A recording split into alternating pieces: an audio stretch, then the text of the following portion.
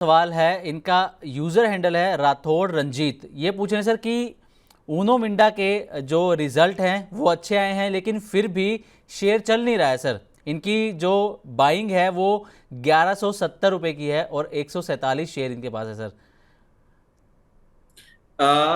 देखिए, बाइंग आपकी थोड़ी सी ऊपर के लेवल की, बट दैट डजंट मैटर। एक लेवल पे जब ये चल रहा था वो भी अच्छे लग रहे थे, रिजल्ट्स अच्छे आए हैं, री रेटिंग कैंडिडेट भी ये बन रहा है। मैं समझता हूं आपने इसको अच्छा समय दिया है। अभी आपका फाइनली ये ब्रेकआउट देता हुआ दिखेगा, और मैं समझता हूं ये जिस तरीके से चल रहा है after this particular result reaction, इसको आप अगर थोड़ा सा टाइम और दे देते हैं। अब ये तैयारी कर रहा है अपनी 1280 से 1320 के लेवल्स की, तो पोजीशन बरकरार रखें। 1280 से 1320 आपको बहुत जल्दी देखने को मिल सकता है। ओके, तो रंजीत जी आप पोजीशन इस पे अपने बनाए रख सकते हैं। आपको 1280 से लेकर 1300 तक के इसमें ऊनो मिंडा में लेवल देखने को मिल सकते हैं। सर सवाल ये भी है कि इस वक्त किस सेक्टर पर दाव लगाना सही रहेगा सर? क्या फार्मा में लगाएं, आईटी में लगाएं, ऑटो में लगाएं, किस सेक्टर पर लगाएं सर? देखिए, पूरी पूरी लास्ट 45 मिनट्स की स्टोरी का जिस्ट यही है कि एक बार पहले सिचुएशन पूरी देख ली। मतलब कई बार क्या होता है ना कि जस्ट फॉर द सेक कि we have funds we should put the money into the market. I don't see it as a very sensible call. एक ना मार्केट के लिए एक कहावत है, at times you have to keep your powder dry. और keep your powder dry का मतलब क्या होता है कि भैया अगर कैश हाथ में रखा है ना, अपॉर्चुनिटी ढूंढेंगे, अपॉर्चुनिटी कहीं अच्छी मिलेगी वहां पे डाल देंगे पैसा। जस्ट फॉर द सेक की पैसा है और मार्केट में डाल देंगे, नहीं। सबको पता लग गया है। मतलब आप ये देखिए, 10 साल का बच्चा भी बोल देगा कि भाई साहब स्थिति तो खराब है मार्केट की, पता नहीं किस डायरेक्शन में जाएगा। बिकॉज सारी जगह इतनी इंफॉर्मेशन आ गई, एवरीबडी नोज। अभी आप किसी भी सेक्टर को, किसी भी स्टॉक को या किसी भी उसके लिए कमेंट्री करेंगे ना कहीं उसमें एक वॉलेटिलिटी आती है, या कोई भी नॉर्म बदल जाता है तो सिचुएशन बदल जाती है। वैसे अगर आप बोलें, अगर आप एक medium to long term investor हैं, तो जिस तरीके से गवर्नमेंट ऑफ इंडिया का डिफेंस में एक प्रेजेंस है, डिफेंस के ऑर्डर बुक्स भी वो अपने एनहांस किए जा रहे हैं, और आप देखिए डिफेंस अंडर परफॉर्मेंस भी करता हुआ दिख रहा है। Defence can be a play. उसके साथ साथ रेलवे, रेलवे में हम लोग क्यों बुलिश हैं? For a very simple reason कि अभी तक आप देखिए पोस्ट इंडिपेंडेंस आपने रेलवेज को ना इंटरनल इंडिया के ही बिजनेस को केटर करते हुए देखा है। But there are some companies, अब वो एक्सपोर्ट ऑर्डर्स के लिए भी देखिए खुल गए हैं। हम ऑस्ट्रेलिया एक्सपोर्ट कर रहे हैं, अफ्रीका एक्सपोर्ट कर रहे हैं, पार्ट्स ऑफ यूरोप में भी एक्सपोर्ट कर रहे हैं। तो रेलवेज में आपको टाइम टू कम एक अच्छा मूवमेंट देखने को मिल सकता है। बट ये बिल्कुल भी मैं जो कमेंट्री कर रहा हूँ ये ऐसी नहीं कि आपको आज ही खरीद लेना चाहिए। एक बार थोड़ा सा सेटलमेंट आ जाए सिस्टम के अंदर, उसके बाद कंफर्टेबल लेवल्स पे बाइंग करेंगे। अभी फॉर द टाइम भी अगर थोड़ा कैश हाथ में रखेंगे तो उसमें कोई परेशानी नहीं है। ठीक है सर, मतलब डिफेंस और रेलवेज पर नज़र बनाकर रख सकते हैं ये। अच्छे आगे उम्मीद है कि अच्छा परफॉर्म ये कर सकते हैं दोनों सेक्टर। बिल्कुल बिल्कुल। जी ठीक है सर। अगला सवाल जो है अभिषेक कुमार श्रीवास्तव जी, इनका सवाल है कि इनके पास अडानी ग्रीन के 1032 की बाइंग है सर, 1032 रुपये की बाइंग है, और मीडियम टर्म के लिए ये पूछ रहे हैं कि कहाँ पर एवरेजिंग करनी चाहिए, और टारगेट भी जानना चाहते हैं सर ये। देखिए, अडानी ग्रीन के लिए मैं इनको एक ही चीज बोलूंगा कि अभी ना मत करिए, एवरेज मत करिए। और इसके पीछे का मैं आपको लॉजिक बताता हूं। आप देखें, ये कहीं ना कहीं एक रेंज में ही चल रहा है।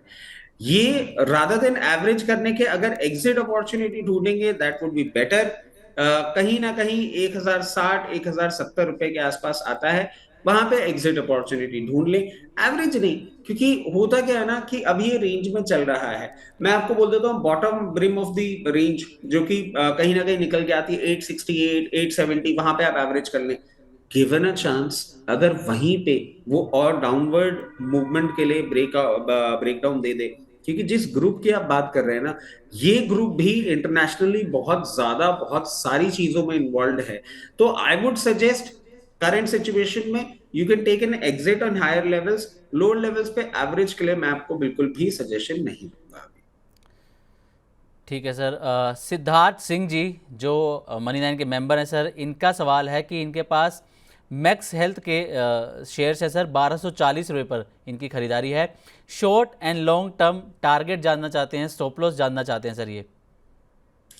देखिए, मैक्स हेल्थ में टारगेट के पहले मैं आपको बताऊं कि आपके लोअर लेवल ज्यादा आते हुए दिख रहे हैं, कहीं ना कहीं 1170 1178 के लेवल्स पे ये काउंटर आपको अभी मूवमेंट करता हुआ दिख सकता है। दो हेल्थ केयर स्पेस में आप देखें, अभी अपोलो के रिजल्ट्स आए थे, फोर्टिस के रिजल्ट्स आए थे, द रिजल्ट्स वर गुड। इसमें जो थोड़ा सा डिस्कम्फर्ट है ना, वो है प्राइस टू बुक वैल्यू का, which is at 13.5, which is quite high.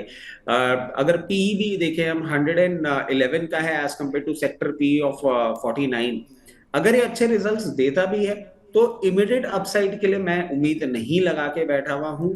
अच्छे रिजल्ट्स के बाद एक अपसाइड आपको 1300 रुपीज तक ही जाता हुआ दिख सकता है, जो कि इसका नियर टर्म टारगेट होगा। बट मीडियम टर्म के लिए आप होल्ड करते हैं, क्वार्टर्स टू कम, फिर इसमें परफॉर्मेंस आप देख सकते हैं अगर रिजल्ट सही रहे।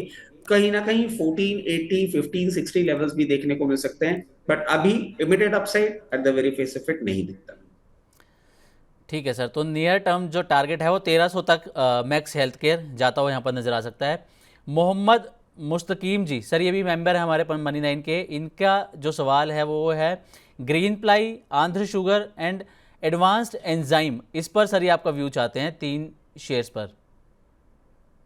एक तो ये चाह रहे हैं Greenply Greenply industries, जी, दूसरा चाह रहे हैं आंध्र शुगर आंध्रा शुगर, जी, और तीसरा है इनका एडवांस्ड एंजाइम। और तीसरा है एडवांस एंजाइम्स। चलिए, तो एडवांस एंजाइम से हम चालू कर देते हैं। 308 रुपीज पे ये चल रहा है, और जिस तरीके से बिहेव कर रहा है, अगर आपने इसमें पोजीशन बना रखी है, मैं बोलूंगा बिल्कुल अपनी पोजीशन को इंटैक्ट रखें। थोड़ा सा इसको रेजिस्टेंस देखने को मिल सकता है 332। वंस इट ब्रीचेस 332, आपको फर्दर अपसाइड देखने को मिलेगा, जो कि इसको 380 एंड देन ग्रेजुअली 424 लेवल्स तक जाता हुआ दिख सकता है। कंपनी में at the very face of it कोई और बहुत ज्यादा नेगेटिव कुछ भी नहीं दिख रहा है, पोजीशंस अपनी मेंटेन कर सकते हैं। ग्रीन प्लाई इंडस्ट्रीज को आप देखें, अभी ये चल रहा है 307 रुपए, और जिस तरीके से ये चल रहा है ना, अभी अपसाइड की कोई हम उम्मीद नहीं कर रहे हैं। अभी फर्दर डाउनसाइड ही इसमें आता हुआ दिख रहा है। 280 278 लेवल्स पे ये सपोर्ट अपना बनाएगा।